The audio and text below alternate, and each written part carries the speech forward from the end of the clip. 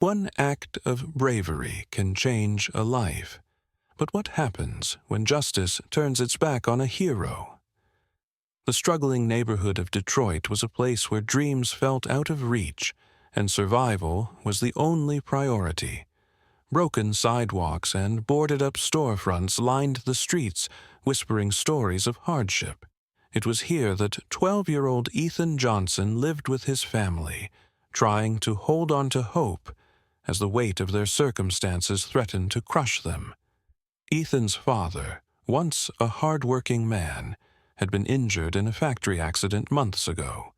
His injury had cost him his job, and, with medical bills piling up, their family's situation had become dire.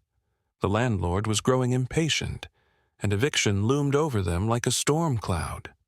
Ethan's mother, Angela, did everything she could, picking up extra shifts, skipping meals to make sure Ethan and his younger sister had enough to eat. But even that wasn't enough. Ethan saw the stress in his mother's eyes, the way her hands trembled when she checked the mail. He knew they were running out of time. He couldn't just stand by and watch. He had to help.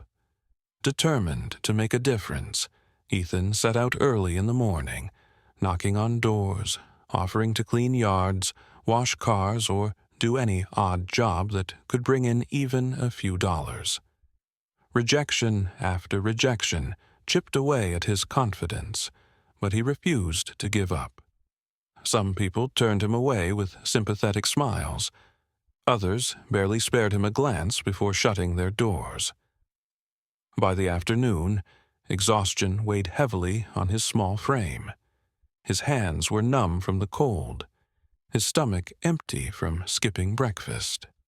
As he walked home, the sinking feeling of failure settled in his chest. How could he help his family if no one was willing to give him a chance? Every step felt heavier, his thoughts racing with questions he didn't have answers to. Would his father ever get better? Would they be forced to leave their home? Would his mother ever get a break? He wanted to believe that things would improve, that all the struggles his family endured wouldn't be for nothing. But at that moment, all he could feel was the weight of defeat. Then, out of nowhere, a deafening crash split the air. Ethan's head snapped up, his eyes darting toward the sound. Around the corner, smoke billowed into the sky, and people started to scream. His heart pounded as he sprinted toward the commotion, his fatigue forgotten. The air smelled of burning rubber and gasoline. A crowd had gathered, voices overlapping in panic. As Ethan pushed his way closer, he saw the source of the chaos, a car wreck. Two vehicles had collided at the intersection, one flipped on its side, the other with its front smashed into a streetlight. Glass littered the pavement, reflecting the fire that had begun to spread from the overturned car's engine. His breath caught in his throat. He scanned the wreckage, his instincts screaming at him to move, to do something. A muffled voice came from inside one of the cars. Someone was still in there. Ethan didn't know what he was running toward, but something deep inside told him this was a moment that would change everything. Have you ever faced rejection but refused to give up? Share your story. Where are you watching from, and what time is it? The deafening crash had silenced the street. A black SUV had slammed into a streetlight, flipping onto its side. The windshield was cracked, spiderweb fractures spreading across the glass, and thick smoke poured from the hood. The scent of burning oil and metal filled the air, mixing with the distant sound of sirens. Ethan's feet moved before his mind could catch up. He sprinted toward the wreck, weaving through the frozen bystanders who stood in shock. Their faces blurred in his peripheral vision. No one was moving. No one was helping. Inside the SUV, a woman was slumped over the steering wheel, her body motionless. Ethan reached the car and pounded on the shattered glass. Ma'am, can you hear me?" A faint murmur reached his ears. "Help." Her voice was weak, barely above a whisper, but it was enough. She was alive. Flames licked the edges of the undercarriage, creeping toward the fuel tank. Ethan's pulse quickened.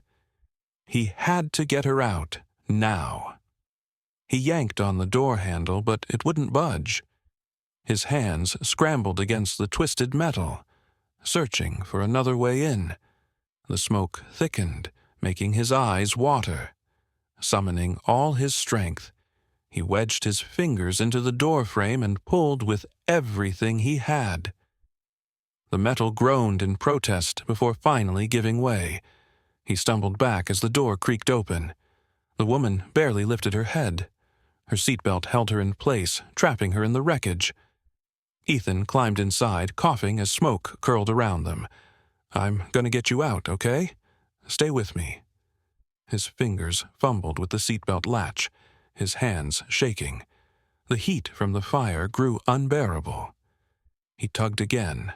Nothing. The belt was jammed. "Come on! Come on!" He pulled with all his might, and suddenly the buckle snapped free. The woman sagged forward, her weight falling against him. He braced himself, looping his arm under hers, struggling to lift her as flames licked at the dashboard. With one final, desperate effort, Ethan dragged her out of the SUV, stumbling away from the wreckage. The moment they hit the pavement, an explosion rocked the ground behind them. The SUV erupted in flames, sending a wave of heat blasting through the air. The crowd gasped. Someone screamed. But all Ethan could hear was his own heartbeat hammering in his ears. Ethan didn't respond. His breath came in ragged gulps as he stared at the burning wreckage. He had just risked his life for a stranger. And in that moment, everything had changed. Would you risk your life to save a stranger? Let's talk about it. The sirens grew louder, their wailing cries piercing the thick tension in the air. The flashing red and blue lights danced across the shattered pavement as paramedics and firefighters rushed onto the scene. Ethan stood frozen, his breath still ragged, his hands trembling from the effort of pulling the woman to safety. She stirred beside him, her fingers twitching as consciousness slowly returned. A soft groan escaped her lips before her eyelids fluttered open, revealing dazed but alert eyes. She blinked rapidly, adjusting to the harsh lights, and then her gaze locked onto Ethan. Who are you?" she asked weakly, her voice rough from inhaling the smoke. Ethan swallowed, still trying to steady himself. "I'm Ethan. I just wanted to help." The woman's eyes lingered on him, studying the boy who had risked everything for her. But before she could respond, a paramedic knelt beside her, checking her pulse. Another EMT joined them, his eyes widening in shock as recognition set in. "That's Madison Carter, the FBI chief," he gasped, his voice carrying through the crowd. A murmur rippled through the onlookers. People exchanged stunned glances, the weight of the revelation sinking in. Ethan's chest tightened as he processed what he had just learned. He hadn't just saved anyone. He had pulled one of the most powerful women in law enforcement from the wreckage. The urgency among the first responders doubled. More officers arrived, forming a protective barrier around Madison Carter as they worked swiftly to stabilize her. Ethan took a step back, suddenly feeling small amidst the chaos. He hadn't done this for recognition. He hadn't even thought about who she was. He had just seen someone in danger and acted. As the paramedics prepared to lift Madison onto a stretcher, she reached out, her fingers grazing Ethan's wrist. He turned back, meeting her eyes. "You're a hero," she whispered, gripping his hand with surprising strength. Ethan didn't know what to say. He simply nodded as they wheeled her toward the ambulance, disappearing into the flashing lights. He had saved her life. But something in the pit of his stomach told him this was only the beginning. The murmurs of the crowd didn't stop. Strangers pointed in his direction, whispering about what had just unfolded. Reporters who had arrived with the emergency responders were already preparing their cameras, sensing a story worth telling. Ethan turned away, unsure of how to process everything. Moments ago, he had been another kid in the city, struggling to find a way to help his family. Now, he was standing in the middle of something much bigger than he had ever imagined. A police officer approached him, placing a reassuring hand on his shoulder. "Son, you just saved someone very important. There are going to be a lot of questions." Ethan looked up at him, his mind racing. Questions? What was there to ask? He had done what anyone should have. He had helped. But the way the officer spoke, the way people were staring at him, made him realize this wasn't just about a simple act of bravery. He glanced back at the ambulance as its doors shut, the sirens wailing as it sped off into the night. Madison Carter was gone, but something told him she wouldn't forget his face. As the crowd around him grew, as the attention on him became impossible to ignore, Ethan wondered what exactly he had stepped into. He wasn't sure what came next, but he had a feeling life as he knew it was about to change forever. Ethan returned home exhausted, his body aching from the events of the night. He barely had the energy to eat, let alone process everything that had happened. His mother, Angela, watched him closely, concern etched across her face. But she didn't press him for details. She simply placed a warm plate of food in front of him and kissed the top of his head. He barely tasted his meal. His mind was still replaying the moment Madison Carter gripped his wrist, the way the flashing lights of the ambulance faded into the distance. He had saved her life. "Ethan," she said softly, her eyes filled with gratitude and determination. "Let's get you home. And then we're going to fix this." Madison Carter wasted no time. The moment she left the precinct with Ethan, she made the call. An internal investigation was launched immediately, and every case connected to Officer Langley was pulled for review. Madison had spent her career fighting corruption, but this was personal. By morning, the truth was unraveling. Security footage from the scene of the crash, witness statements, and body cam recordings all pointed to the same conclusion. Ethan had done nothing wrong. Langley, on the other hand, had fabricated evidence, planting stolen items from the wrecked SUV to frame the boy. His motive? He wanted to cover his own tracks. Witnesses came forward, revealing that Langley had been the first to search the vehicle before first responders arrived. He had taken valuables and pinned the crime on the easiest target, a 12-year-old black boy who had already become a media sensation. Ethan sat in his living room, his hands still shaking from the ordeal. His mother, Angela, sat beside him, her grip on his hand never loosening. The weight of the last 24 hours had drained them both, but when the news broke, a flicker of hope returned. Langley had been exposed. An official statement was released. Ethan's charges were dropped, and an immediate suspension was placed on Officer Langley pending his arrest. When Madison arrived at their apartment later that evening, Angela burst into tears. She pulled Ethan into her arms, holding him as if she'd never let go.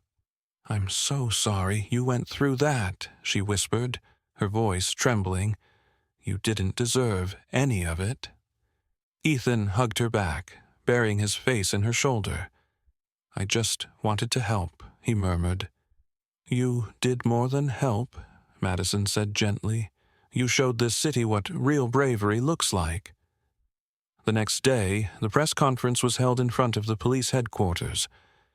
A crowd gathered, reporters pushing forward, cameras flashing. Madison stood beside Ethan, her posture firm, unwavering. "This young man is not a criminal," she declared into the microphone. "He is a hero. He risked his life to save mine.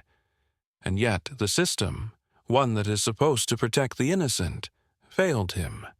The crowd murmured in agreement, anger and support swelling in equal measure. Madison continued, her gaze sweeping across the cameras. "We cannot allow this to keep happening. There are countless Ethans out there, children and families who suffer injustice without the world ever knowing their names. That ends today." Ethan swallowed hard, standing beside her as the world watched. He never asked to be in this position. But if his story could change something, if it could stop this from happening to someone else, it was worth it. Hours later, news stations across the country aired footage of Langley being led out of the station in handcuffs. Corruption charges were filed, and his history of misconduct was finally laid bare for all to see. Ethan's name trended across social media. His bravery made national headlines. The boy who had once felt invisible had become the face of a movement. But as he sat with his mother that night, his hand still wrapped in hers, he realized something. He never wanted fame. He never wanted recognition. He just wanted justice. And for the first time, he believed it was possible. Weeks had passed since the whirlwind of events that had turned Ethan's life upside down. The world had moved on, but for Ethan and his family, the scars of those days remained. He still woke up some mornings expecting to hear police sirens, still flinched when he saw an officer on the street. But slowly, life was starting to feel normal again. One evening, as the sun dipped below the horizon, a knock echoed through their apartment. Ethan opened the door, his breath hitching slightly when he saw her, Madison Carter, standing on their doorstep. But this time, she wasn't here as the FBI chief. She wasn't surrounded by reporters or flashing cameras. She was just Madison. Angela stepped forward, wiping her hands on her apron. "Madison," she said warmly, "please come in." Madison smiled, stepping inside, but Ethan could see something in her hands, an envelope. She held it gently, as if it carried more weight than just paper. "I didn't come here as an agent today," Madison said softly. "I came here as a friend, and as someone who owes your family more than I can ever repay." She turned to Angela, holding out the envelope. Angela hesitated before taking it, glancing at Madison with questioning eyes. Slowly, she peeled it open. Her hands trembled as she pulled out the papers inside. Ethan peered over her shoulder, his eyes widening as he saw what lay in front of them. A scholarship. A full ride for Ethan's education. A financial grant for their family. Medical care for his father. A fresh start. Angela gasped, covering her mouth with her hand. Tears welled in her eyes. "Madison, I don't know what to say." Ethan looked up at Madison, his mind struggling to grasp what was happening. "Why?" he whispered.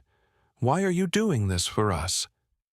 Madison knelt so that she was eye level with him. "Because you saved my life, Ethan," she said, her voice steady. "And now it's my turn to help you live yours." A lump formed in Ethan's throat. He had never expected anything in return. He had never asked for anything. But now, for the first time, he saw a future that wasn't weighed down by fear and struggle. Madison reached out, squeezing Angela's hand. "Your family won't have to struggle anymore. You deserve this." Angela wiped at her tears, nodding as she pulled Ethan close. "Thank you," she whispered. "Thank you so much." As Madison stood to leave, she placed a hand on Ethan's shoulder. "You have a bright future ahead of you, kid, and I can't wait to see what you do with it." Ethan watched as she walked toward the door, pausing for just a moment before stepping out into the night. For the first time in a long time, he felt something he had nearly forgotten: hope. This wasn't just the end of his struggles. It was the beginning of something new.